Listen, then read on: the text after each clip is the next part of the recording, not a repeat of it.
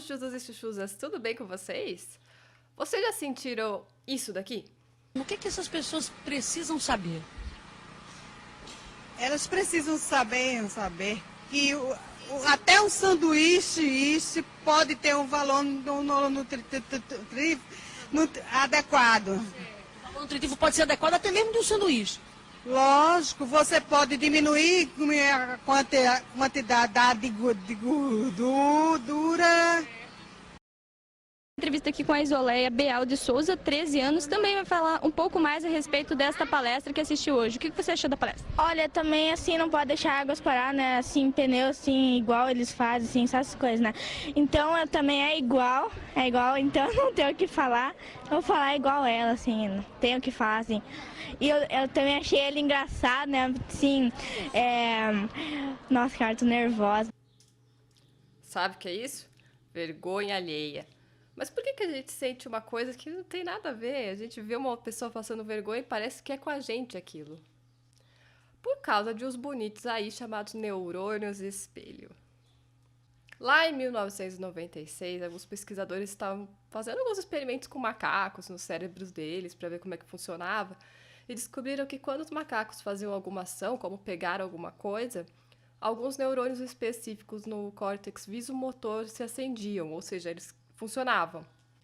Só que esses mesmos neurônios também disparavam quando o macaco via outra pessoa ou outro macaco fazendo a mesma ação. Olha que interessante, não é só outro macaco fazendo a mesma ação, mas também um ser humano fazendo aquela ação. Esses neurônios espelho, né, disparavam da mesma maneira como se ele mesmo tivesse feito aquela ação. Pegar alguma coisa aqui é só um exemplo, né? Esses neurônios iriam disparar para qualquer ação observada em outros macacos ou outras pessoas. A explicação por trás dessa ativação é que a gente reconhece o que o outro está fazendo a partir das nossas próprias experiências. Então, o teu cérebro vai agir como se você tivesse feito aquilo para conseguir interpretar a ação do outro. Por isso, quando você vê alguém pegando alguma coisa, o seu próprio cérebro o seu próprio cérebro vai disparar esses neurônios espelho como se você tivesse pegado aquilo. Então, você vai conseguir interpretar como a outra pessoa pegou aquilo. É bem complicado, na verdade, é bem complexo. Mas parece que é assim que funciona. A gente consegue entender o mundo e as outras pessoas fingindo que isso está acontecendo com nós mesmos. E não é de uma maneira subjetiva, né? Os neurônios espelhos realmente disparam vendo essa ação e assim você consegue entender o que o outro está fazendo. Mas para que serve esse mecanismo de imitação? Bom, se você nunca viveu essa experiência, vamos tentar fazer um exercício de abstração. Você... O cachorro espirrou. Iki! Vamos fazer o exercício de imaginação. Pela primeira vez na sua vida, você vai num restaurante muito chique. E você vai todo bem arrumado, mas não sabe muito bem o que esperar. Aí, quando você chega lá, você senta-se à mesa e vê uma infinidade de talheres e taças e copos e não tem a menor ideia do que fazer com aquilo. O que você vai fazer? Muito possivelmente, você vai olhar para os lados e ver como que as pessoas estão usando aquilo para imitá-las. E isso é muito útil. Quando você não sabe o que fazer e tem outras pessoas fazendo, você tende a imitá-las. E você vai fazer tudo isso rezando para não derrubar nada na roupa, nem na toalha, para não passar vergonha, né? Ou então, a típica permissão que a gente recebe do comportamento das outras pessoas não verbal. Um exemplo. Tá tendo uma reunião muito chata no seu trabalho, tá todo mundo na sala de reuniões, ouvindo falar sobre gráficos e metas e blá blá blá. E aí, tem um prato de brigadeiros no meio da mesa. Você já não consegue pensar mais em nada, né? Você fica olhando o brigadeiro fica olhando pra você fica com aquela fome de brigadeiro, sabe? Igual criança, eu tô com fome de brigadeiro. E ninguém pega o brigadeiro. Então você fica só esperando. A primeira pessoa que pegar o brigadeiro vai permitir que todas as outras imitem o comportamento dela e também peguem esse brigadeiro. Isso dá um alívio, não é verdade? Quem nunca passou por isso? Tipo festinha de criança, né? Tá lá aquela mesa cheia de doces, só que ninguém pode encostar. Aí a primeira criança vai lá e rouba um brigadeiro antes do parabéns, todo mundo vai roubar, inclusive os adultos. Esse desbravador que vai fazer o primeiro comportamento que você quer imitar, vai te dar essa permissão para imitá-lo. permissão implícita. Para as crianças pequenas, essa imitação é imprescindível para a aprendizagem. A gente aprende muito, claro, explorando o mundo sozinhos, mas também imitando o comportamento dos nossos coleguinhas e dos adultos. E os neurônios espelho intermediam essa relação. Porque é uma coisa inata, bebês de poucos dias já começam a imitar o comportamento de quem ficar na frente deles fazendo alguma coisa. É uma coisa inata. Os bebês de poucos dias já vão imitar algumas coisas que se colocaram na frente deles. Eu não vou lembrar o nome do pesquisador que fazia caretas para bebês de 1 ano. Eu não vou lembrar o nome do pesquisador, mas teve, acho que o italiano, que fazia caretas para um bebê de 1 dia de vida. E o bebê, lógico, do jeito dele, com as limitações, imitava as expressões dele, como pôr a língua para fora, ou franzir a testa, esse tipo de coisa. Aí teve uma grande discussão, né? Porque falaram que isso não provava nada, porque o bebê faria essas caretas mesmo e tal. Aí uma aluna desse pesquisador original fez a mesma pesquisa com bebês de 1 dia de vida, só que fazendo assim com o dedo, que é algo que não serve para nada para o bebê, e ele não faria isso se não tivesse outro motivo. E o bebê realmente imitava isso com o dedinho. Então, você vê que realmente a tendência à imitação é inata, os neurônios espelhos estão por trás disso, e isso é muito importante para a aprendizagem. Imitar o comportamento dos outros é muito importante e tem uma relação com a nossa própria experiência motora. Só que não é só motor, às vezes a gente também pega o sentimento de outras pessoas. O nome disso é contágio emocional, e a maior parte das vezes isso acontece sem que a gente se dê conta. O princípio da empatia surge com o contágio emocional, e por muito tempo da sua vida, da sua infância, você não vai ter controle sobre isso e não vai saber o que fazer sobre isso, porque você precisa desenvolver algumas habilidades cognitivas para avaliar o que está acontecendo e entender que aquilo não é com você.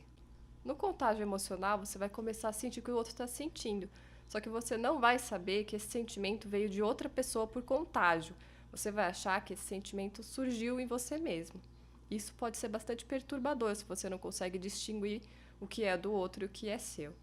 Você já ficou de mau humor quando entrou em algum lugar, sei lá, alguma aula ou seu ambiente de trabalho, estava todo mundo de mau humor? E você não estava de mau humor nesse dia, mas só de ficar naquele ambiente você também começa a ficar azedo. Isso é contágio emocional. E talvez você nem perceba que você ficou dessa forma porque as outras pessoas estavam dessa forma. Às vezes você vai começar a reclamar da empresa e você nem estava infeliz com isso.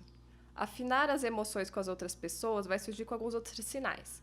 É como a gente começar a imitar a postura física da outra pessoa, as expressões faciais, o tom de voz, a maneira de agir.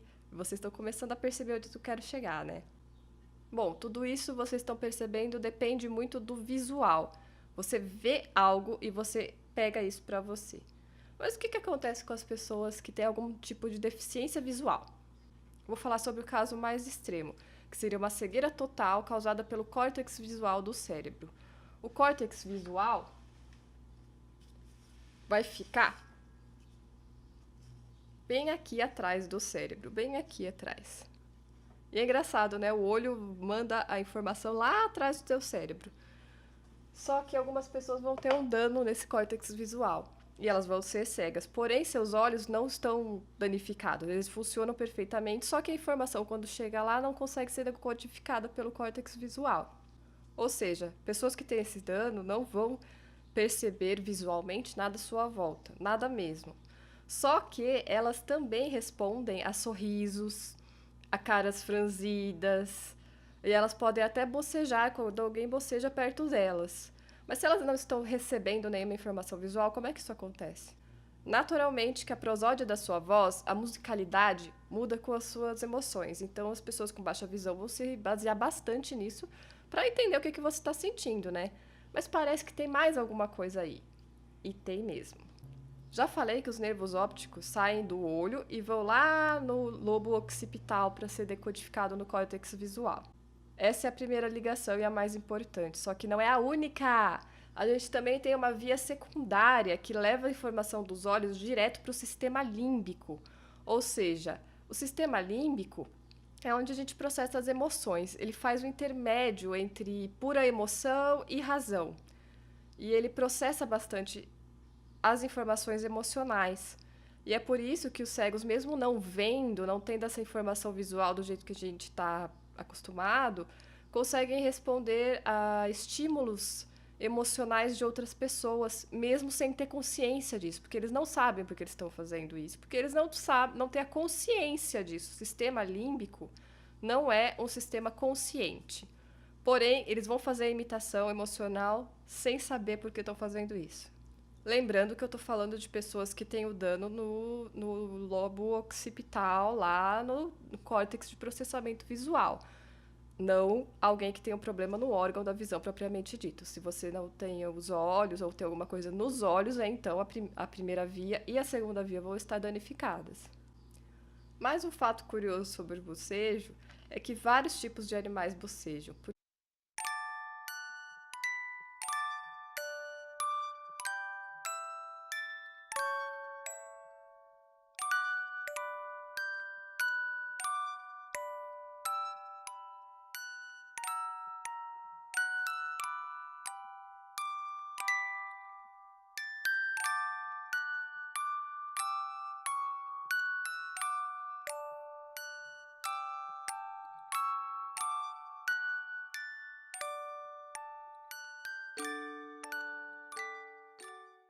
Quem é responsável por esse reflexo é o tronco cerebral. Meu cerebrinho aqui não tem ele, então eu vou arrumar uma imagem para vocês darem uma olhada nele. É uma estrutura muito primitiva. Porém, o contágio do bocejo, você ver alguém bocejando e bocejar também, só acontece em humanos e chimpanzés.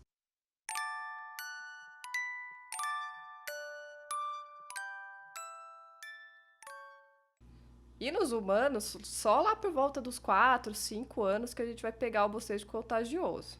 Ou seja, é quando suas habilidades sociais e empatia estão mais desenvolvidos. E existe uma pirâmide para o contágio do bocejo e para o contágio emocional em si, né? As pessoas que você ama, a sua família, quem está mais próximo de você, vai ser mais fácil de passar o sentimento para você. Ou vamos usar aqui o exemplo do bocejo. Se sua mãe bocejar e você vê, você provavelmente vai bocejar bem rápido. Aí isso vai caindo, sabe? Seus amigos, as pessoas que trabalham com você, seus colegas. E o mais difícil, porém acontece bastante, é você pegar de alguém que você não conhece. Você vê a imagem de alguém bocejando e vai bocejar sem conhecer essa pessoa. As pessoas mais próximas de você te contagiam mais do que os estranhos. Então, se você quer saber se o crush tá afim de você, vai lá e boceja do lado dele. Se ele bocejar também, existe algo mais aí. Conforme você vai crescendo, você vai entendendo que essa emoção não é sua, que é de outra pessoa. Vai começar a perceber o que causa essa emoção na outra pessoa e como você pode fazer para ajudá-lo. Ou seja, todo comportamento de ajuda também é egoísta, porque você está fazendo isso para aliviar a dor do outro que causa um desconforto ou um contágio em você. Mas é bom lembrar também que o contágio emocional é quando você sente a mesma emoção que a pessoa que você está observando. Quando você é tocado pela emoção de uma outra pessoa de outra forma, isso é simpatia. Um exemplo é quando acontece um grande desastre, e aí tem aquelas entrevistas na TV de gente muito desesperada e triste, é uma emoção muito forte. Você não vai sentir desespero, você não vai sentir exatamente o que aquela pessoa que você está vendo está sentindo. Porém, você pode ficar muito triste, tocado e querer ajudar essa pessoa. Isso não é contágio emocional, é simpatia. Essa parte emocional da empatia atua em áreas diferentes do cérebro da empatia cognitiva, da parte que você compreende e tem consciência das coisas. Só que eu não vou entrar em termos técnicos para não ficar chato. Essas duas áreas, que aliás não são só duas áreas, né? São várias áreas que cada um ativa, normalmente acontecem juntas, se sobrepõem em algumas áreas, e o que mais chama atenção é uma partezinha chamada ínsula, que eu espero que vocês também consigam ver aí no vídeo. E é bom eu lembrar vocês que as referências de tudo que eu falo tá sempre aqui na descrição do vídeo. Se eu esqueci de colocar alguma coisa, é só vocês me pedirem que eu coloco, tá bom? Então, nós somos predispostos a dividir experiências emocionais e físicas com os outros, tanto no nível muito simples, como esses,